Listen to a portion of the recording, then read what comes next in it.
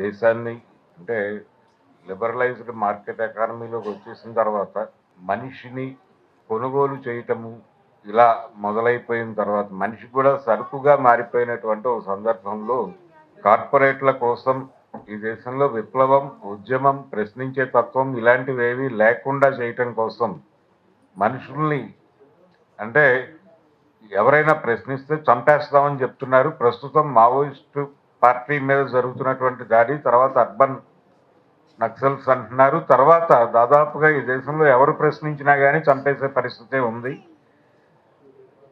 అంటే ప్రమాదం అందరి మీద పొంచి ఉంది కాబట్టి ఒక విస్తృతమైనటువంటి ఐక్య సంఘటన నిర్మించి కదలాల్సినటువంటి అవసరాన్ని ఈ సమావేశం కూడా మరొకసారి మన ముందుకు తెచ్చింది. ఇది ప్రాక్టికల్గా కార్యాచరణలోకి తీసుకెళ్లాల్సినటువంటి అవసరం ఉంది.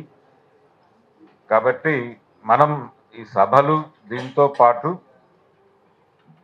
ఫర్దర్గా ఏం చేయాలి అనేది కూడా వివిధ గ్రూపుల్లో ఉన్నాం. మనం రాయాలి, అలాగే మాట్లాడాలి, జనంలోకి తీసుకెళ్ళటానికి ఏం చేయాలి అనే దాని మీద ఒక కార్యాచరణ రూపొందించుకోవాల్సినటువంటి అవసరం ఉంది అనే విషయాన్ని మరొకసారి ఈ సభలో వక్తలందరూ చెప్పారు.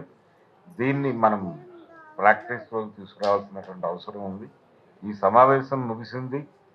రేపు 7వ తారీఖు పెద్ద హాల్లో మీటింగ్ ఉంది. విప్లవోద్యమం ఎదుర్కొంటున్నటువంటి అనేక గందరగోళాల మీద ఒక సుదీర్ఘమైనటువంటి చర్చ ఉంది. కన్ఫ్యూజ్ చేస్తున్నారు. రోజుకు ఒక ప్రకటన వస్తుంది. ఈ ప్రకటనల నేపథ్యము, అలాగే మనం ఎటువైపు నిలబడాలి అనేటువంటి అంశాన్ని ఆ రోజు చర్చించుకోవటం కోసం ఒక విస్తృత స్థాయి సమావేశం జరుగుతోంది. ఆ సమావేశానికి అందరూ వచ్చి మనం ఏమనుకుంటున్నాం విప్లవోద్యమం గురించి అనేది మనలో మనం మాట్లాడుకోవటానికి, ఒక సంభాషణ జరపటానికి అక్కడికి వస్తే బాగుంటుందని చెప్తూ ఈ సమావేశం ముగిసింది.